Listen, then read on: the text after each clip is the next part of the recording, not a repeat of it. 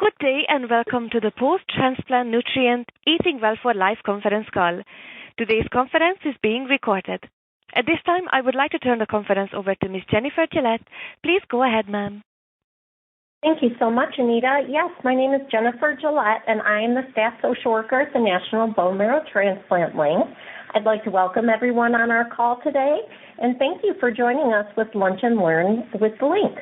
This month's program will focus on post-transplant nutrition, eating well for life. It is our goal that today's program will inspire you and equip you with a new skill or idea as you learn how to go through this journey. A special thank you to the Leukemia and Lymphoma Society and our Link partners for making this program possible today. Just a general outline as to how today's program is going to go.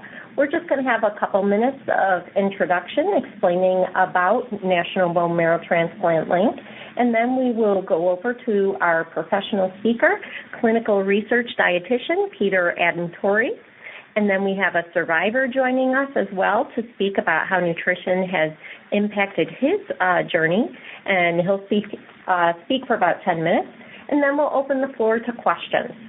For those who may not be familiar with the Link, our mission is dedicated to helping individuals and their families from diagnosis through survivorship. We provide resources, support, and education. Some of the resources we provide to help families navigate their transplant journey are webinars, podcasts, blogs, and lunch and learn calls for a variety of topics, such as chronic graft versus host disease, disease-specific information, caregiving, coping, treatment options, and survivorship after transplant. Peer support mentor programs for patients, caregivers, and donors, our Second Birthdays Recognition Program, our books, referrals, and emotional support from a social worker. We provide a variety of other educational and support opportunities, such as the call you are on today, so please feel free to reach out to us if you're interested in any of our services. Before we begin today's program, I'd like to review just a couple housekeeping items to maximize the call for all those on today. First of all, due to a limited amount of time, we might need to interrupt if a question goes too long, and we ask that you please not make it longer than necessary when it comes to our question portion, and just be as concise as possible. We also ask that to know that the information provided in this program is meant to stimulate conversation with your healthcare provider and is not meant to replace an individualized medical plan. So now on to the educational part of our program. We're so excited and honored to introduce you to our first speaker today, Peter Adintori. Peter is a clinical research dietitian within the Adult Bone Marrow Transplant Service at Memorial Sloan Kettering Cancer Center in New York City. His research focuses on optimizing patients' nutritional status after transplant, and he conducts patient care in both the inpatient and outpatient settings. Today, he will discuss how to eat well after transplant and beyond. We are so honored to have you with us. Thank you, Peter. Thanks, Jennifer. I appreciate it. Hi, everyone. Thank you for taking some time to connect this afternoon. I hope everybody's enjoying your day. So I will go over some key points when it comes to eating after transplant, both in the acute phase right after your transplant and then the longer term. So also just as a note to help you out, we have a really lovely booklet that we've developed at Memorial Sloan Kettering, and that will be attached by the folks from nbmtLINK to the information after the talk. So don't feel like if I'm not able to answer your question or you're not able to get your question answered, that your kind of time is lost. There's plenty of time for you to review that really extensive document that we've created, and I hope that that's valuable for you as well. It's fairly new. We actually just developed it last year in 2019, so it'll be hopefully very helpful for all of you. So where I'd like to start, which is kind of a hot topic for everyone, is really the topic of food safety. So the recommendations that we follow after transplant are very similar to every other type of transplant that patients may receive of solid organs. So those could be a kidney transplant, liver transplant, or any sort of other organ that requires transplantation. For those of you that get a bone marrow transplant, whether it be an autologous transplant from your own cells or an allogeneic transplant from someone else's cells, we do recommend that you follow food safety practices afterwards. So many of the recommendations that we've developed actually come from the Food and Drug Administration, the FDA, and they have a really lovely, extensive document as well called Food Safety for Transplant Patients. And so if that's another tool that you'd like to review, that's a really great one, and it just goes over some really good tips that we've included within our education materials from Memorial Sloan Kettering. So the primary things that you'll always want to remember when it comes to food safety is really into 4 categories. So cleaning, separating, cooking, and chilling. So making sure, we'll start with cleaning. So when you're cleaning up your foods, we'll want to make sure first off that you're doing your cleaning with a clean set of hands. So you'll want to wash your hands for 15 to 20 seconds. We always say it's similar to the length of time that you sing the song Happy Birthday, which I'm sure many of you have sung before.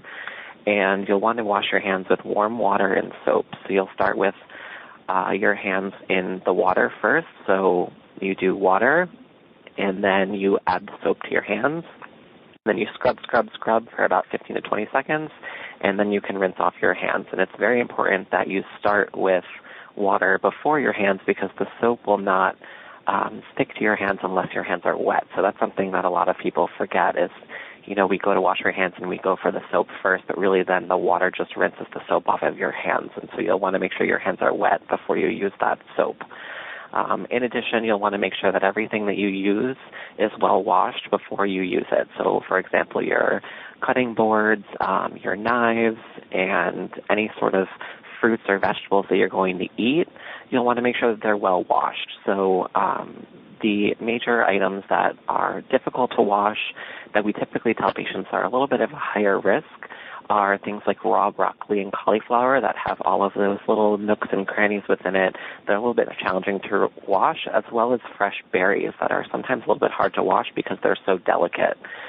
So if you wash them, they're a little bit tough. So those foods, I always tell patients to eat them with caution, but certainly during summer months when there's berries available and things like that, if you do wash it fairly well, and you're not immediately after your transplant, you're probably okay to have a little bit of those. But you'll just want to make sure they're rinsed very well and that you do your best to kind of get them clean of any sort of dirt or residue or anything that may be on them, and make sure certainly that they're ripe and not overripe or started to go bad in the refrigerator or any of those issues. The other thing that we recommend patients to do with your produce that you have that has a skin, such as a cantaloupe or some sort of honeydew melon or other types of produce that have a skin, you'll want to make sure that you clean it with a produce brush. And so there are certain produce brushes that are available for you. And you can use hot soapy water or you can use a fruit wash. Either one is really adequate, but some people do like to use the fruit wash just because it makes them feel a little bit better. So that's certainly an option. And you'll want to scrub the outside of the fruit. Even though you're not eating it, you can certainly, when you cut it, transfer that bacteria into the actual food, and then that will put you at an increased risk of disease as well, and that's the last thing that we want during your transplant course. And certainly when you're eating different fruits, you'll want to make sure that you're avoiding the fruits with bruises and blemishes and things that may increase the risk of bacterial transfer from the outside of the fruit into the fruit itself. Okay, and so that's really the nuts and bolts of cleaning our foods and our hands and things before eating. Now, when we think about separating foods, this is really important when you're using a cutting board to when you're using a cutting board to prepare your foods, it's really a great practice to have different cutting boards for the different types of foods that you have. So, for example, you use one cutting board for meat, one cutting board for poultry, and one cutting board for seafood, and then you can have another one that you use for your fruits and vegetables and things like that.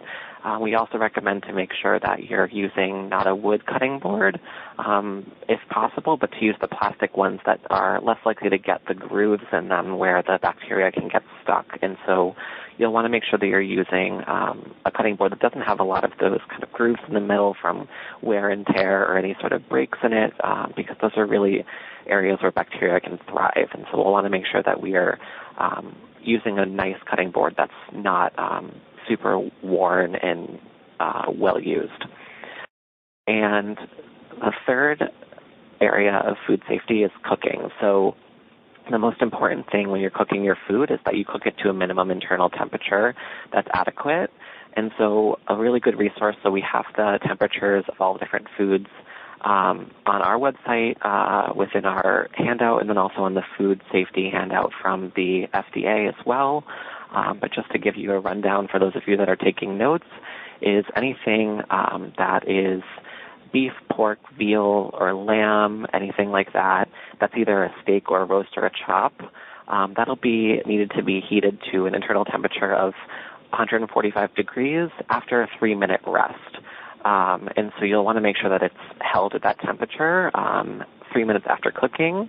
And so that'll make sure that it's cooked well done enough. That's around your, at least medium, but certainly close to well done with your meat.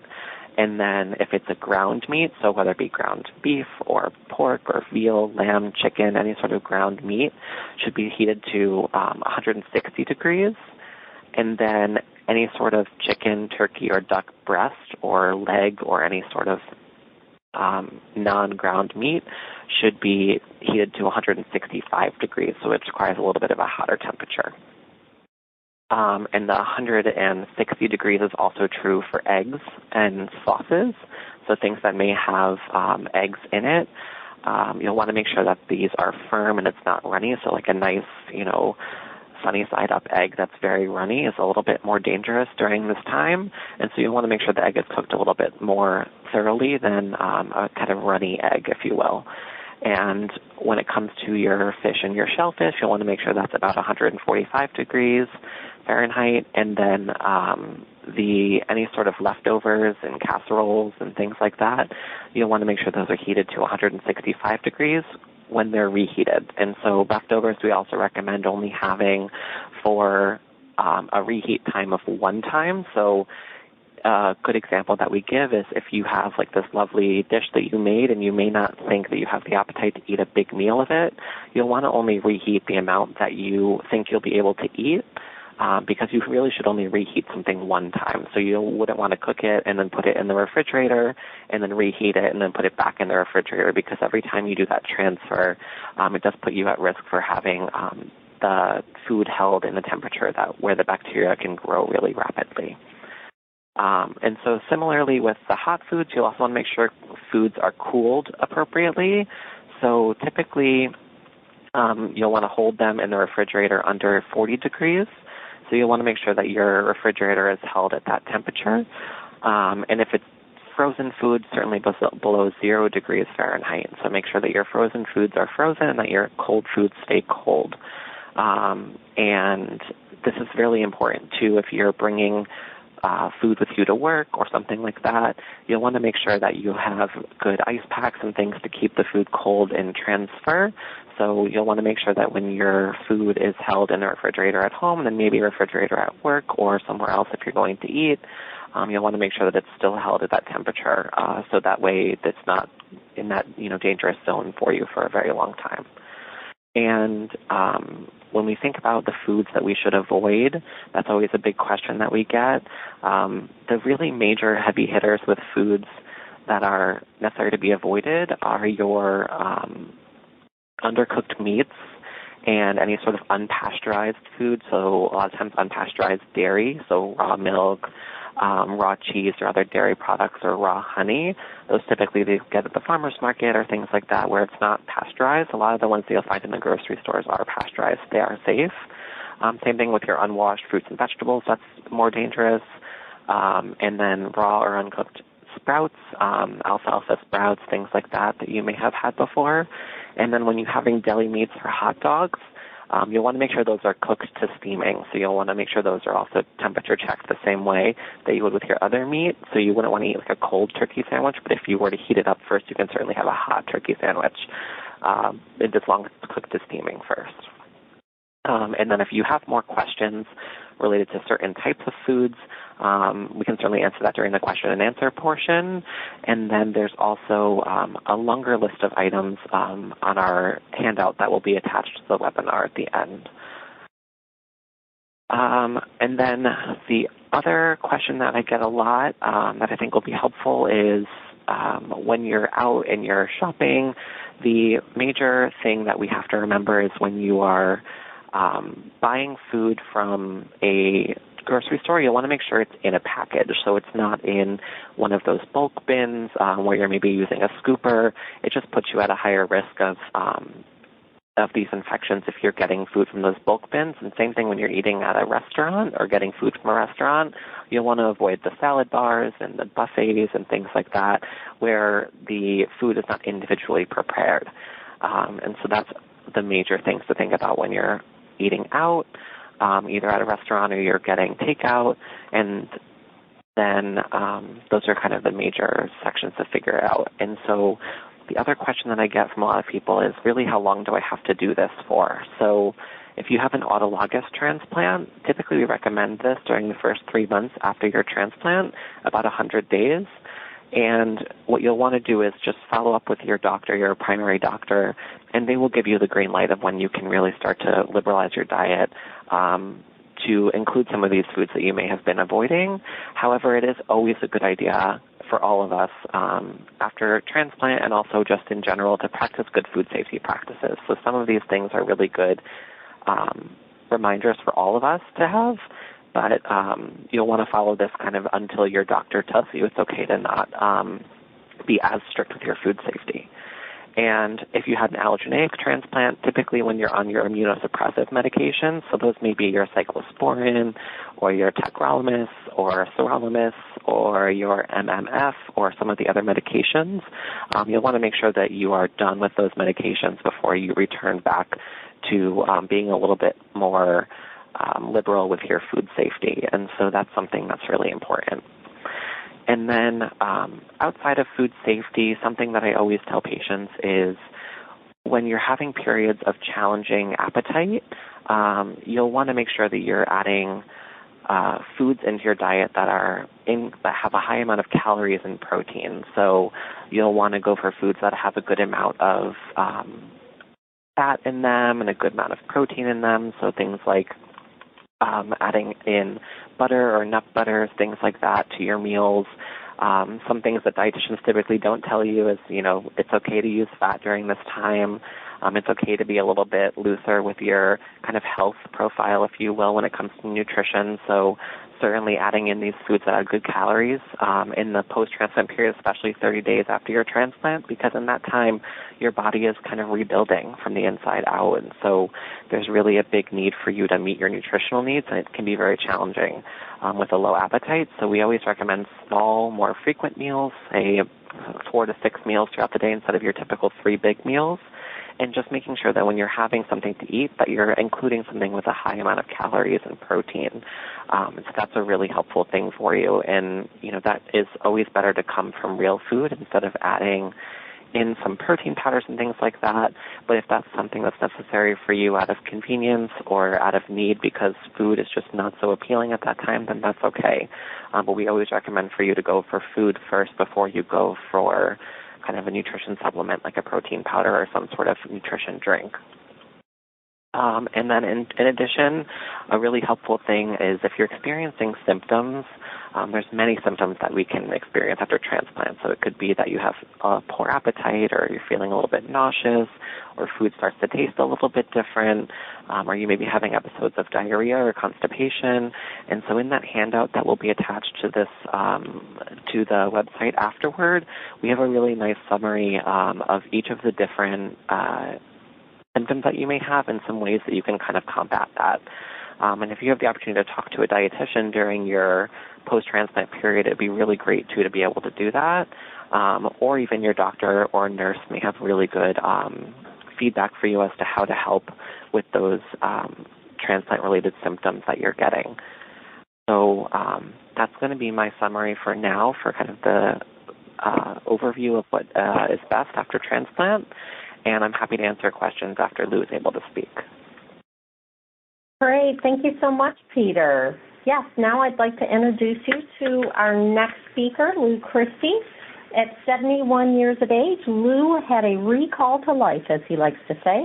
He was diagnosed with acute myeloid leukemia in December 2012 with a very pessimistic diagnosis. He has battled through 2 transplants, both allo and haplo, and has dealt with chronic graft-versus-host disease. However, his positive and overcoming spirit have led him on a path of recovery and a mission to help others dealing with these same issues. He is a peer extraordinaire and speaker for the LINK, and he is a promoter for the Leukemia and Lymphoma Society as he actively supports their Light the Night events. Lou has been active all his life, and it is believed that his cancer was the result of working next to the 9/11 attacks on the trade centers and being surrounded by those carcinogens. He continues to be active, and he uses nutrition today to support his healing. Thank you for joining us, Lou. Thank you. I'd like to start off with a quote. In addition to exercise, nutrition is the single most important aspect of your life that you can control and that could affect and influence your health, even with GVHD. One of the most important dietary considerations that a person who has GVHD can make was said to be anti-inflammatory guidelines for a very healthy, well-rounded dietary menu. Now, I attribute that quote to someone named Jody Nelk. I got that quote off of Facebook. I belong to 2 groups on Facebook. One is leukemia, and the other one is GVHD. And she posted that on the Graft versus Host page on Facebook, which is a great source of information. As Jennifer said, my background, I was diagnosed with leukemia in 2012. I was 71. I am now 78. I had 2 bone marrow transplants in March and September of 2014. And I think by living an active life, especially exercising and eating well, that's why I'm here today at 78 years of life. And I'm very active even now. I believe that there are 2 phases of recovery associated with one's diet. The first phase is the year right after transplant. The second phase consists of the years following. It is extremely important to consult with a dietitian to put you on the right nutritional path. I did that a few times with a dietitian at the transplant hospital. She also had documents and brochures on what to eat as well as what not to eat. So let me talk about year 1, and these are the instructions I got from my oncologist as well as from the dietitian. First of all, I had a loss of appetite for a number of months after transplant. I couldn't even look at food. Because of this, I had to have a supplement. So I'm not endorsing it, but I took Ensure to make up for what I was missing in nutrients. I also adhere to the following very strictly. As Peter said, no fruits that cannot be effectively washed, such as strawberries or raspberries, especially no delicatessen products whatsoever, except those that might be prepackaged. In addition, no bakery products, except those prepackaged as well. And this is what I did for a year, no dining out. And the reason I did that was you'd never know what the sanitary procedures are in a restaurant you're going to. And my younger daughter is a chef, and she also inspected restaurants. So she was always on top of me saying no dining out. And even if I went out to dinner with her after that, she'd always be on me to watch what I was eating. I also refrained from alcohol due to the medication. And I refrained from alcohol for the last few years because of the medication, because prednisone, which is a steroid, was really not really good to have with any type of alcohol product. I believe these are necessary restrictions to avoid any chance of contamination, which might cause illness due to a compromised immune system. My wife and I cooked every meal for the first year. We used specific documents from the dietitian, including charts and cookbooks related to cancer survival. Now, I have a number of references that I used that were given to me by the dietitian, as well as what I found on the internet. One great book is The Cancer Fighting Kitchen by Rebecca Katz with Matt Edelson. Eating Hints Before, During, and After Cancer Treatment from the National Cancer Institute. Graft versus Host Disease, Living with the After Effects of Bone Marrow Stem Cell Transplant, and that's from the nbmtLINK. And then I got a chart from my dietitian at the hospital, and it said, Eat the Rainbow. And that was from the North Shore LIJ Cancer Institute. Now, what that is that chart I could make available if anybody wants it. It says, eat the rainbow. 80% of Americans do not eat enough color. And why does this matter? Each color has a unique health benefit. The National Cancer Institute recommends that you eat 5 to 9 servings of fruits and vegetables every day in the whole food form. Aim to eat 2 fruits from each color category per day. And this chart is really excellent. It has a number of categories going across the top. It has red, orange, yellow, yellow, green, green, red, purple, white, green. And then it lists all the products that go with those particular categories.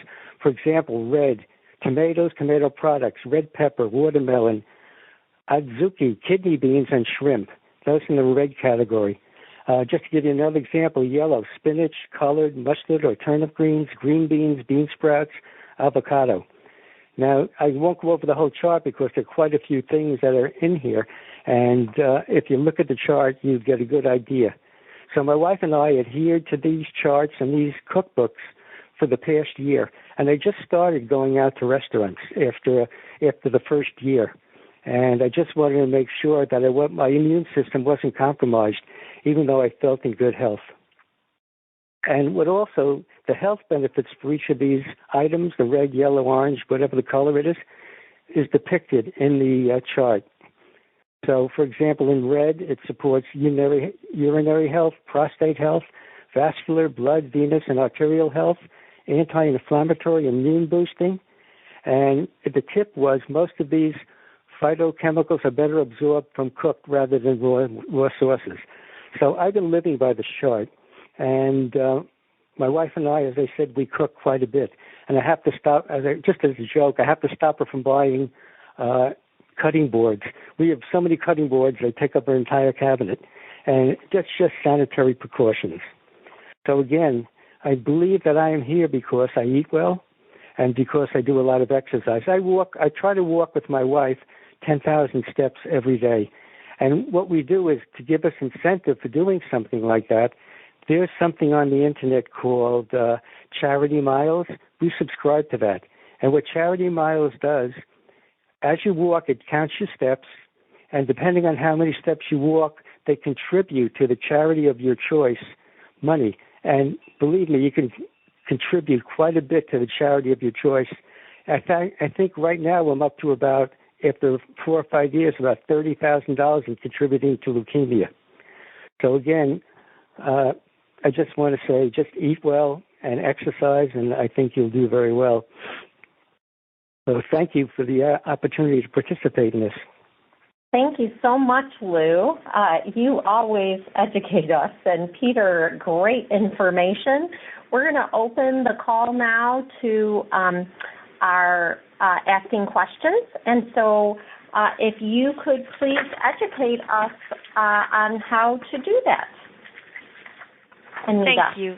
If you would like to ask a question, please signal by pressing star 1 on your telephone keypad. If you're using a speakerphone, please make sure your mute function is turned off to allow your signal to reach our equipment.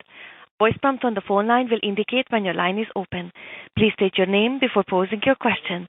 Again, press star 1 to ask a question. We'll pause for just a moment to allow everyone an opportunity to signal for questions. And we'll take our first question. Caller, please go ahead. Your line is open. Good morning. Good morning.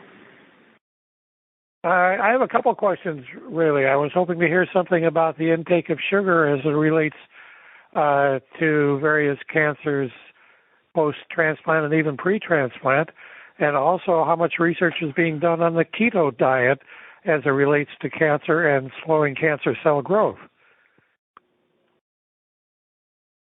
Sure. Thank you for your question. I will tell you that this is the question I probably answer every single day that I work, so you are not alone in these questions.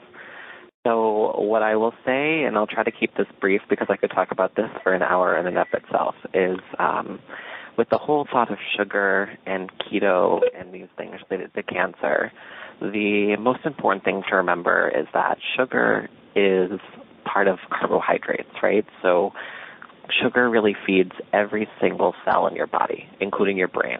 So that's a really important thing.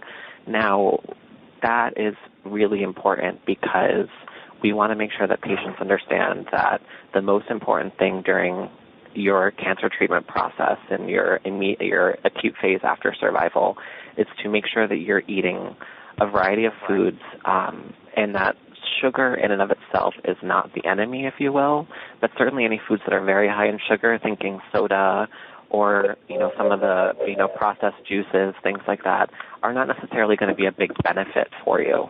But it certainly doesn't tell you need to avoid all foods with sugar because you'd be avoiding pretty much a lot of different foods.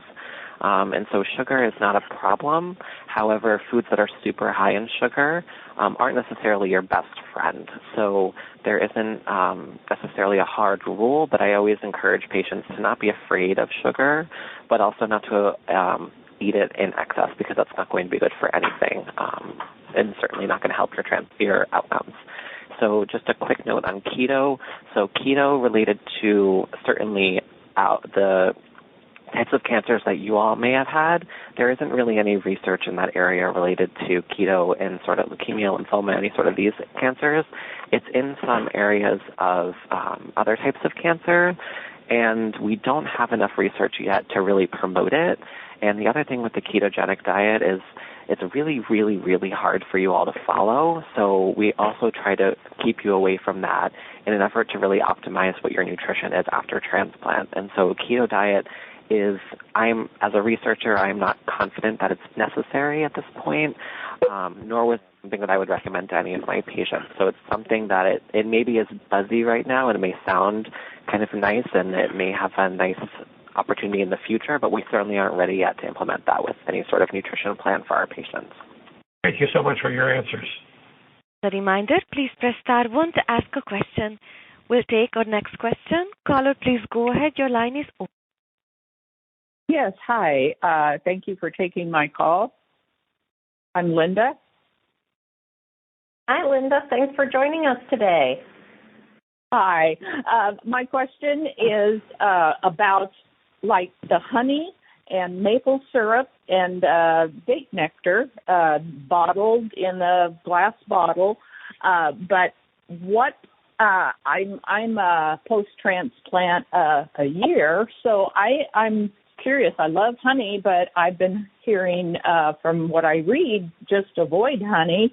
I even if it's cooked. So I'm a little afraid, and I'm new to this. So can you give me some guidelines as well as also sometimes they're saying like flax oil, avoid that. Can you just guide me? But first off, on the maple syrup, honey, and date nectar kind of question. Sure. Thank you, Linda. That was a good question, and I get that a lot as well. So what I'll mention is when it comes to honey and maple syrup and those things, if these are raw, it puts you at a little bit of a higher risk. So they do have two varieties of the honey. It's either raw or it's pasteurized. And so it's something that you'll want to look into. So maybe if you do love honey and maple syrup, you may want to go for the ones that you'll find in a grocery store that are, if you look on the package itself, you'll want to make sure it doesn't say raw honey or raw maple syrup, because then it isn't as safe for you as well. Now, that being said, 1 year after transplant, depending on whether you've had an allogeneic transplant or an autologous transplant, either one, you're probably doing okay when it comes to your ability to fight off bacteria with your immune system. So I would say honey and maple syrup in general are certainly not bad, but I would try to avoid the ones that are raw. So you'll want to be careful when you're buying it to make sure that it doesn't say raw honey or raw maple syrup on there, but that there is kind of one of the safer brands, if you will. So I'm thinking like the honey that's sold like in the little bear bottles that like looks like a little teddy bear. Those are typically okay, and like certainly like Aunt Jemima and some of those maple syrups. It's certainly not as tasty as kind of a nice maple syrup or a nice raw honey, but in this period it's a little bit more risky for you to have those products. So something I would also kind of follow up with your oncologist, depending on where you are in your kind of recovery state and where they think if you're still on your immunosuppressive medications or if your counts have been a little bit low, then you'll want to be a little bit more careful. But that's one where it's a little bit risky if it's raw, but otherwise should be okay. And the flax oil? What was that one you said? Flax oil? Oh, and the flax oil? So I've never had a problem with flax oil that I know of. I'd be interested to know why someone has told you not to have that. I would assume maybe it's for a similar reason of kind of processing, depending if it's, cold pressed, like fresh made flax oil, or if it's actually, pasteurized as well. So again, I don't think there's necessarily an issue with flax oil, but there's so many different oil options that you can have that are safe. So if there's a good alternative to a flax oil that you can have instead, and someone's advised you against flax oil, then that may be an okay option for you. Thank you. Welcome. As a reminder, please press star 1 to ask a question. We'll take our next question. Caller, please go ahead. Your line is open. Hi, my name is Barb. Hi, Barb. Thanks for joining us. Thank you. I just had a stem cell transplant on December 18th, and I really, really love big salads for lunch. I know the magic number is 3 months, but with all the scare about the lettuce out there and everything, even after 3 months, do you think it would be safe for me to buy packaged salad mixes and have a salad, and do I need to wash it off with the vegetable wash first, or will that get rid of the, let's say if it had E. coli or something? I just want a salad. I just want to know when I can have a salad. Yeah, so we actually let our patients have salad here at Memorial Sloan Kettering during their transplant period right after transplant. And the reason for that is we well wash really all of our fruits and vegetables and everything that we would add in. So certainly there's been a lot of buzz lately, unfortunately, around romaine lettuce with E. coli. And so that's really something that unless there's kind of an outbreak and they've said avoid romaine lettuce, you should be okay. And that doesn't apply to all the other types of lettuce there are. So you can have iceberg lettuce, or you can have the, spinach greens or the mesclun greens or any sort of other kind of type of greens rather than the romaine. So if you're a little bit worried around romaine, then I would just avoid it. There's plenty of other salad options or lettuce options for you. Now, whatever you're going to add into your salad, I would just make sure it's well washed. And so certainly you'll want to make your salad at home so you know that all the vegetables or fruits or anything that you're adding to the salad is, safe, rather than getting a salad from, like a salad bar outside or from a place that makes salads, because you just aren't as confident about those vegetables that are being prepared. But what I would say when it comes to making your own salads at home, you are certainly okay to do that, and I would highly encourage it, especially if you enjoy it. That's a fantastic way to get in your colors, as Lou mentioned, is through a salad. There's so many different colors you can add to it. And so I would say don't be afraid of the salad. Just make sure you're well washing it, and it really just kind of soap and water is fine. With the lettuce, you'll just want to make sure it's well rinsed after you kind of put a little soap in it, because otherwise it'll be soapy and that's not really so tasty. But certainly just like a little well washed with that. And you can also get them that they're pre-washed. So sometimes the packaged ones are also washed ahead of time, but we always say to give it another wash when you get home just to be safe. And so that's really how we advise patients around kind of the lettuce part, but then just making sure you're well washing all the different things you're adding into the salad is also important. Okay, so even the bagged ones that say pre-washed, you'd put in and use that vegetable wash? Is that what you'd use? You can use that, or you can just use soap and water is fine as well, whatever you feel more comfortable with. And you'll just want to make sure that it's kind of washed a second time if you're buying it out of those kind of pre-bagged lettuces. Thank you. This is Lou. I want to say, just going through transplant, I was not comfortable with eating salad, even prepackaged, and even washing it. Just peace of mind, especially right after transplant, when my immune system was really low, and I just didn't feel comfortable taking it. I know you can eat it if it's washed, and I just avoided it just for peace of mind. For how long, Lou? At least for 6 months. 6 months, all right. Good advice. Thank you so much. And we take our next question. Caller, please go ahead. Your line is open. Hello, caller. If you're on mute, please press the mute button. Okay, maybe we'll go to the next one, please. I'm afraid that we have another person trying to ask question. Caller, please go ahead. Your line is open. Oh, hello. This is Donna. I have a question. Is it okay if I go ahead? Oh, of course. Thank you. Yes, I would like to know if anyone can comment on bone marrow broth, if that is okay to consume. Did you just said Donna's your name? Yeah, Donna's my name, yes. Mm-hmm. Okay, Donna, can you just repeat what you said? I'm sorry, I didn't hear it fully. Yes, bone marrow broth. I've heard a lot of, we're seeing some discussion on it, and I've actually had a friend make some for me, and I haven't consumed it yet, and I was wondering do you have any thoughts on whether that's okay to have or not? That's a good question. I have not gotten that. And the bone marrow was made from ham bone, and then a separate one was made after they had a prime rib.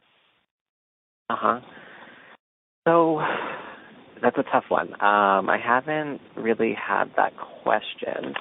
I would, my intuition and my gut says it should be okay as long as it's consumed hot. So if it's kind of warmed before, and also if it was made recently. So if that's something that was made a while back and it kind of has sat in the refrigerator for a little while or in the freezer or something like that, then kind of the more time that something like that has spent in either a refrigerator or a freezer is the more likelihood that it can kind of grow some of that bacteria that's a little bit dangerous for you.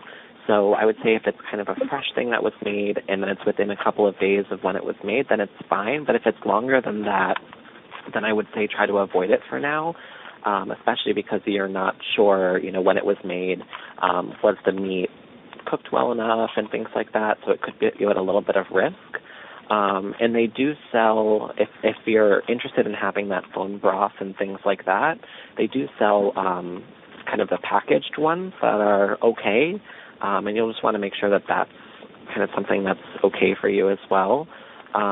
It'll be a similar benefit. There's not necessarily, like from a nutritional standpoint, there's not necessarily a big benefit to having a bone marrow broth or anything like that. But if it's helping you with kind of taste and things like that and you're enjoying the flavor, then that's something that's fine. But it won't necessarily promote any sort of bone marrow recovery or anything like that, which is sometimes that's kind of thrown around as a kind of aid to help with your post-transplant recovery. So that's a little bit of a myth on that end. So unless you're doing it because you really like the flavor, then I would say you can avoid the bone broth because it's not going to necessarily give you a lot of benefit for some of the risks that you might be putting yourself in by consuming something that could be a little bit more risky. Yeah, hi, this is Lou. I didn't think it. Oh, sorry. This is Lou. I use bone marrow broth all the time, but we use it to cook with. And if it's heated sufficiently and if it's boiled, no problem. I buy packaged bone marrow broth, and we cook it in a lot of Italian foods. So I've never had a problem, even right after transplant, as long as it was cooked well. Okay. Yeah, no, I didn't think that it would affect, like, the bone marrow myself of my transplant. It was more that they say that it helps with inflammation and things like that, and I've previously had my knee. Your point about walking is so important, but sometimes I get constrained because of my knees and stuff, and so I was thinking that broth may help with inflammation and stuff, so that I don't have to be constrained in exercise. For me, it just tastes really good. Can you say that again? He had stated that it just tastes really good to him. Oh, he's doing it for taste. Okay. And it's been frozen in my freezer for about 2 weeks. Is that okay for me to consume? They froze it right away, or is it not safe anymore? What was frozen for 2 weeks? It's still in the marrow that they made me from the prime rib and then one from the ham bone. You said be careful if it's frozen. They made it and then they froze it right away and gave it to me, and I've just been doing research and waiting for this webinar to ask. So I was wondering if I could still consume it or no. Yeah, that's totally fine as long as it was frozen like pretty much right after it being made. And then I would just kind of echo what Lou said, is just make sure that you're consuming it well heated or adding it to foods that are well heated, so like a warm soup or something like that, as opposed to consuming it kind of at room temperature or cooler. Hi, this is Lou again. I just want to mention leftovers one day and then they're gone. If I don't eat them the next day, they're out no matter what they are. Okay. Thank you so much. As a reminder, please press star 1 to ask a question. We have no further questions at this time. Okay. Well, I have one interruption.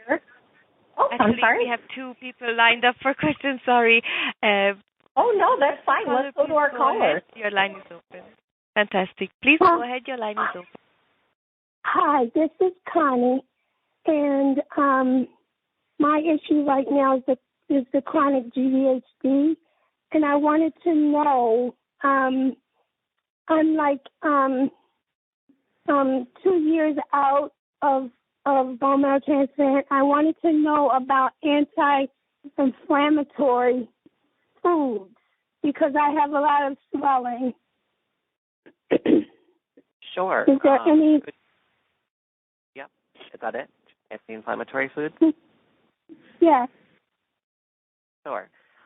Thank you for that question. And I do hear a lot about anti-inflammatory foods. So the challenge with anti-inflammatory foods, especially if you have the chronic GVHD, is food is only so powerful, and it has a lot of value. So what I think I always recommend when it comes to inflammation is focusing on foods, as Lou mentioned, that are really a variety of colors. So some of your best anti-inflammatory foods are your fruits and vegetables. So those will be really a good option for you. And then when it comes to eating kind of a more anti-inflammatory diet, if you will, just a general tip there is to follow what we call like plant-based diet. So that's having a lot of your foods come from plants. So fruits and vegetables are a really great option, but also having some of your protein foods coming from beans and other things like that are really good anti-inflammatory foods, where some of our foods like red meat, so like steak and beef and pork and things like that, are a little bit what we call pro-inflammatory. So not as drastically as sometimes people think they are, but those foods do have a tendency to cause a little bit more inflammation in your body, as do some dairy products. So some of your full-fat dairy, like whole milk and butter and things like that, will be a little bit more pro-inflammatory. So I don't think either of those will make a huge difference in your inflammation, but what will happen is if you focus your diet a little bit more on kind of whole grains and beans and some fruits and vegetables and plant oils, when you're using oils like olive oil, things like that, those are a little bit better for you from an inflammation standpoint, and trying to minimize your protein sources from those more pro-inflammatory foods like a fatty steak or beef or hamburger or things like that. And you can go for a more lean piece of meat or a fish. Like salmon is really good for anti-inflammatory. It has a certain type of fat called omega-3 fats that are really good for you. Same thing with avocado and some of the kind of nut butters, so like peanut butter and almond butter and cashew butter and all of those things. So those foods just tend to be a little bit more anti-inflammatory, your plant foods, when your meat foods and the full-fat dairy are going to be a little bit more pro-inflammatory. Does that make sense? Okay. Yes, thank you. And we'll take our next question. Caller, please go ahead. Your line is open.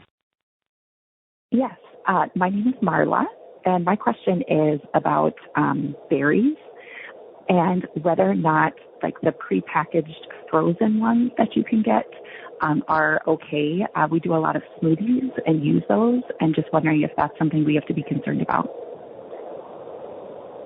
Sure. So that's actually a question we get a lot too. And so there are kind of two ways you can look at this. So when berries are frozen, we assume that they were washed beforehand. But it still is a little bit risky. So what we actually recommend our patients to do if they're going to add them into a smoothie, because then it's not being cooked. So some people like to add berries into like pies and things like that, and if they're cooked, it's fine. So if you're going to eat the berries in a smoothie, it sounds a little bit weird, but we actually recommend the patients to blanch them. So even if they're frozen, you can just put them in boiling water and let it just cook for about a minute or so. so they're a little bit warmer, and then you can throw them back into ice water, and that'll just blanch it, which would effectively kill any bacteria that were on them, and then you're still able to throw them into a smoothie.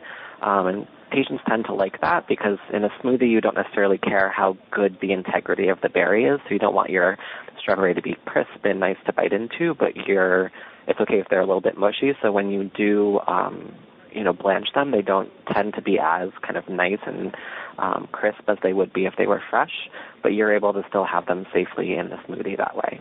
Does that make sense? It does. Thank you. Welcome. And we take our next question. Caller, please go ahead. Your line is open. Yes, my name is Manga, and I have a question because if I'm vegetarian, except I only eat eggs, what are the other options I have in regards to meat? Thank you. Can you just repeat that? You said you're vegetarian, you do not eat eggs, or you do eat eggs? I do. Other than that, nothing else. Yes. Okay. And do you do any sort of dairy products or no dairy products? Yes, dairy products, milk and all of that. Yes. Additional red meat, chicken, shrimp. Yeah, that's a great question. So when it comes to following a vegetarian diet, I certainly recommend, if you have access to a dietitian, a vegetarian diet can be very healthy, but a vegetarian diet that's not followed carefully can be very dangerous because you're maybe not meeting all of your nutritional needs. So especially during the post-transplant period, you can certainly follow a vegetarian diet, and that's totally fine. But what I will always recommend to patients is if it's a new diet, so if it's something you've never followed before, then I would kind of wait until after your transplant period to implement that. But if you've been following a vegetarian diet for quite some time, then I think it would be best to talk to a dietitian just to fully understand what you're eating and then what you may be needing. So the biggest thing that always comes up with vegetarian diets is adequate protein. So certainly we can get adequate protein without meat and fish and those sorts of things. Eggs are a phenomenal source of protein. And there's always been kind of a hot debate as to whether too many eggs is dangerous for you. And really what the research is showing is that it isn't necessarily dangerous yet, as we thought it was. So we used to think that eggs had a lot of dietary cholesterol and that's bad for your blood cholesterol, but that's not really the case anymore.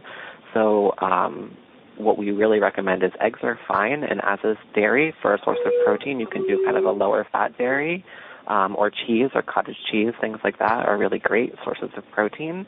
And then you can certainly get it from non-meat sources like beans or any sort of, cooked tofu or any of the other kind of types of grains.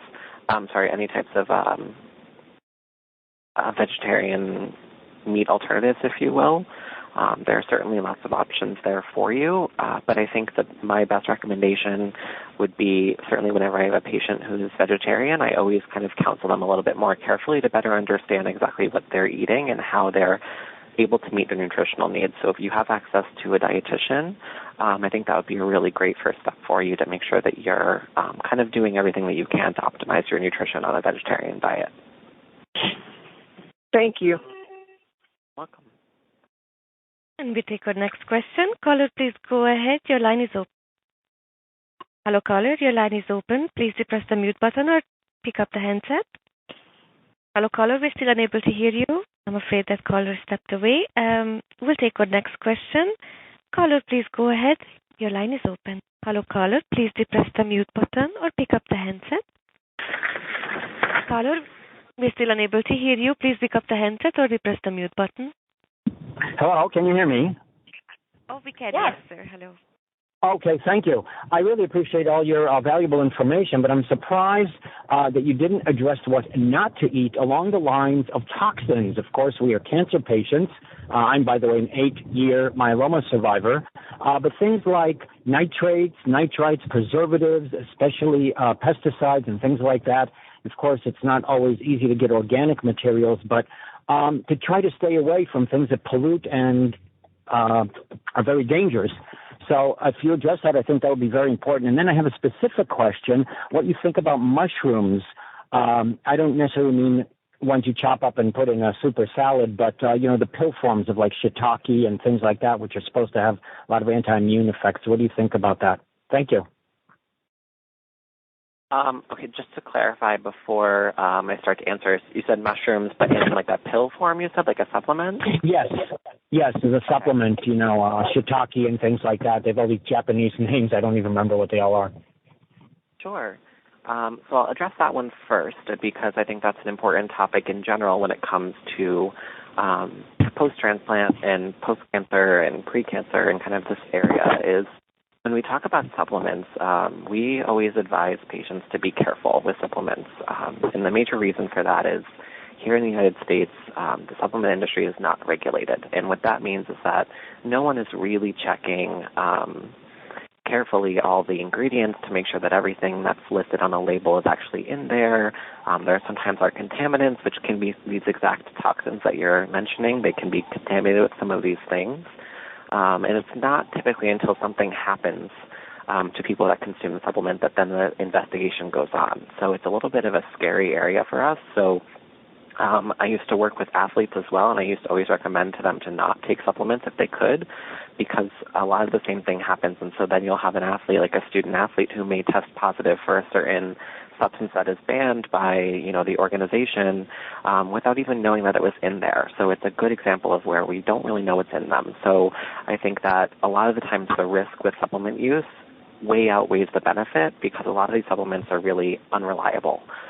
They're sold very well, and so a lot of them seem very exciting and they seem very promising when it comes to outcomes, but we really don't know that with confidence that they can really help us. So I tend to recommend people to avoid supplements in general.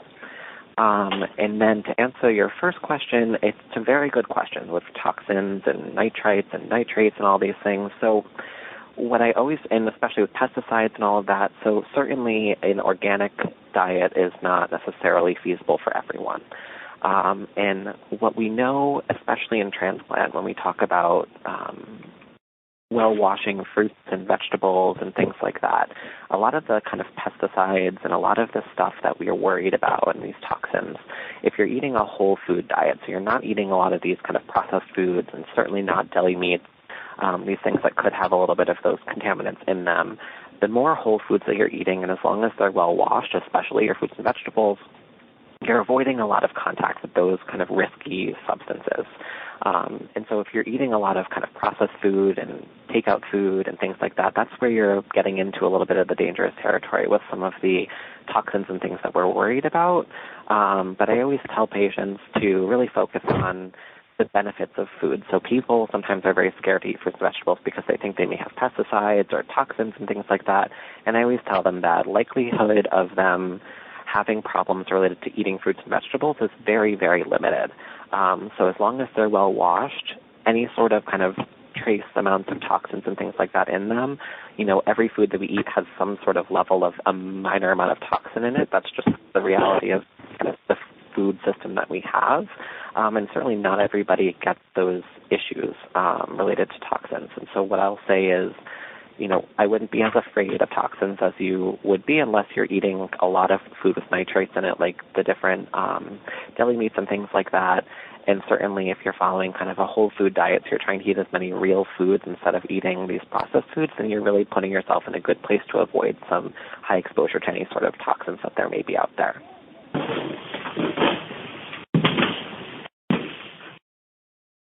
Thank you.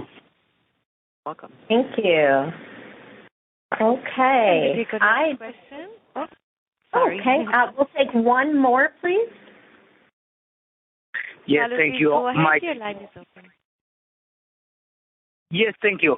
Now, my question is regardless about massage, in particular with those electronic devices that you can actually manipulate your muscles and you locate it in multiple locations on your own. Mm-hmm. What's the question? Yeah, is it regardless about self-massage? The ones you can actually manipulate on your own, located in multiple places. They use electricity mainly. Uh-huh. So, are you asking, is there a benefit? I'm sorry? Oh, I'm sorry. Are you asking if there's a benefit to those massagers? It is a problem. Use those massages because they use electricity versus obviously it's a new organ in your body. Peter, what do you think?